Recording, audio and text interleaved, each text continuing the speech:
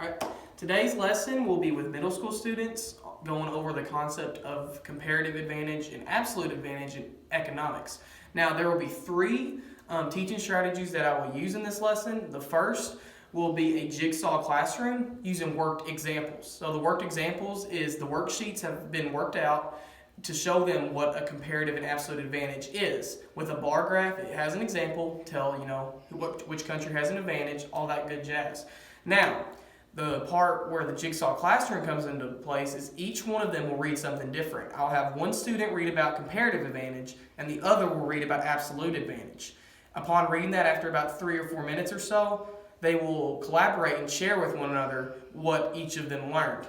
And then we will have an example on the board. I'll use scaffolding to walk them through the example, trying to determine who has comparative advantage and who has an absolute advantage in each category.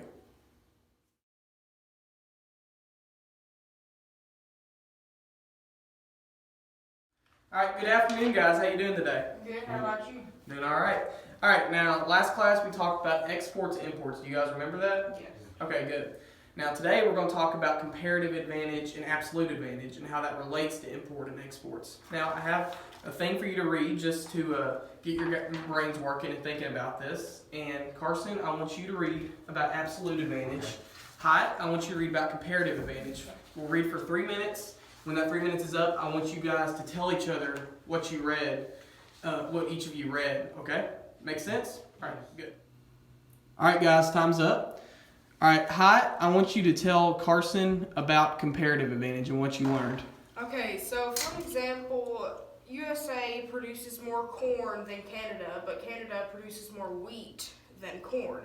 So if we were talking about the US and they were making more corn than wheat, Canada would have the comparative advantage over wheat than corn. I hope I worded that right. No, you did. All right, and Carson, tell Hyatt about absolute advantage. Okay, so like the United States produces more corn than China, and China produces more wheat than the United States. The absolute average, like, would be like the United States can produce more corn, but China is better at producing wheat. So it's saying absolute advantage is who produces more of what. All right, good job, guys. Both of you did a really good job explaining. Now, we're going to work through one more example as a class before we move on to the assignment, okay? Now, I know you guys both play video games, right?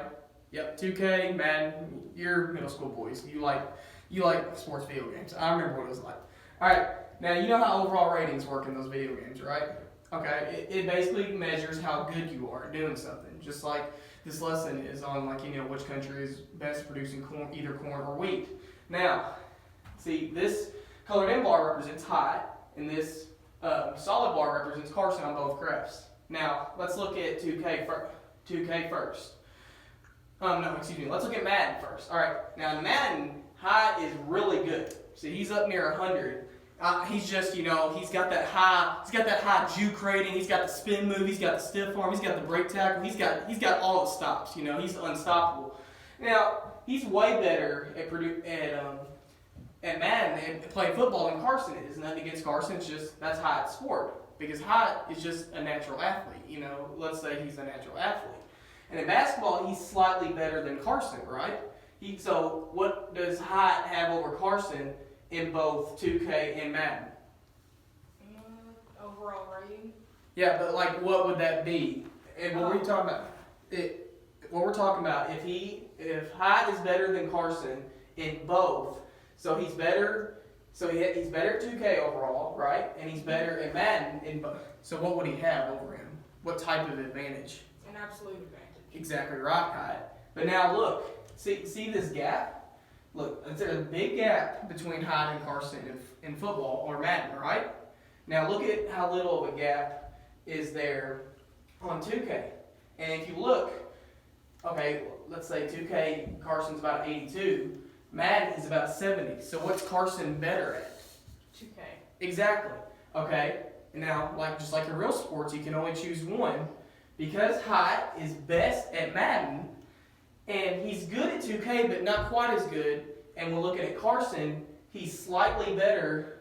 He's slightly not as good as high at 2K, but it's still his best sport. Who has the comparative advantage in 2K? Carson. Exactly. And Carson, do you understand why you would have? Because what is 2K or basketball? Between the two, that's your best, right? All right, does that make sense? Yeah. All right, anybody have any questions?